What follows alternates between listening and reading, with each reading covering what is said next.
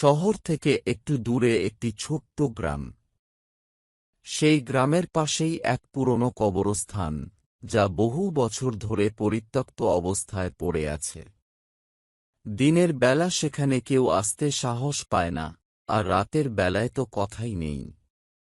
মানুষজন বলে, রাত গভীর হলে সেই কবরস্থানে নাকি অদ্ভুত সব আওয়াজ শোনা যায়।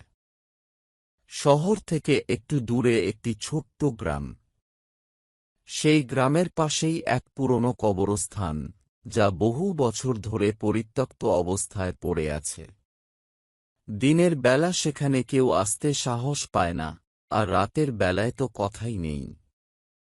মানুষজন বলে, রাত গভীর হলে সেই কবরস্থানে নাকি অদ্ভুত সব আওয়াজ শোনা যায়। কবরস্থানে পৌঁছে তারা দেখল সবকিছুই খুব শুনশান। চারিদিকে শুধু বড় বড় গাছ, আর তাদের মধ্যে পড়ে থাকা পুরনো কবরগুলো। রাতের হাওয়া ধীরে ধীরে গা ছমছমে ভাব নিয়ে আসতে শুরু করল। তারা দুজন বেশ সাহসী ছিল, তাই ভয়কে তেমন পাত্তা দিল না।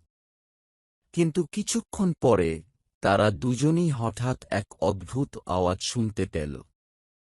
আওয়াজটা যেন কারো শ্বাস-প্রশ্বাসের মতো, খুব ভারী আর গভীর। তারা ঘুরে দাঁড়িয়ে দেখল, কবরগুলোর একটার পাশে একটা ছায়ামূর্তি দাঁড়িয়ে আছে। প্রথমে তারা ভাবল এটা হয়তো তাদের চোখের ভুল। কিন্তু মূর্তিটা ধীরে ধীরে তাদের দিকে এগিয়ে আসতে শুরু করল। তখন তারা বুঝল যে এটা কোনো সাধারণ ব্যাপার নয়। রবি আর কামাল ভয়ে জমে গেল।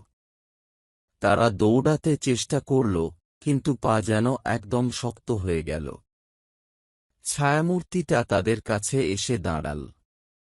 চাঁদের আলোতে তারা দেখল যে মূর্তিটার চোখ নেই, মুখটা ভয়ানক বিকৃত।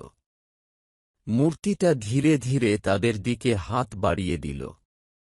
হঠাৎ করে রবি জ্ঞান হারিয়ে মাটিতে পড়ে গেল।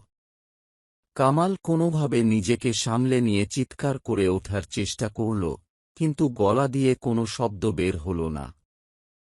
মূর্তিটা তাকে কিছু বলতে চাইল, কিন্তু কামালের আর কিছু শোনার সময় ছিল না। সে শেষ শক্তিটুকু দিয়ে পালিয়ে গেল।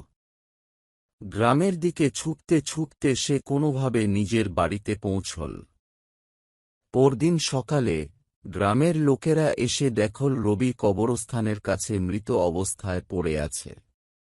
তার মুখটা ভয়ে বিকৃত হয়ে গেছে।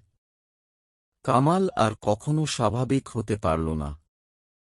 সে প্রতিদিন নিশিরাতের কবরস্থানের সেই ছায়ামূর্তির কথা বলত, আর তার ভয়ে কাঁপত। কিছুদিন পরে সেও একদিন হঠাৎ করে নিখোঁজ হয়ে গেল। আজও সেই গ্রামের লোকেরা নিশিরাতে কবরস্থানের কাছে যেতে ভয় পায়। তারা বিশ্বাস করে, সেই ছায়ামূর্তি আজও কবরস্থানে ঘোরে, আর যেই সেখানে যায় তার সাথে কোনো অঘটন ঘটে। কবরস্থানের পাশে গেলে রাতের নিস্তব্ধতায় এখনও সেই শ্বাস-প্রশ্বাসের শব্দ শোনা যায়।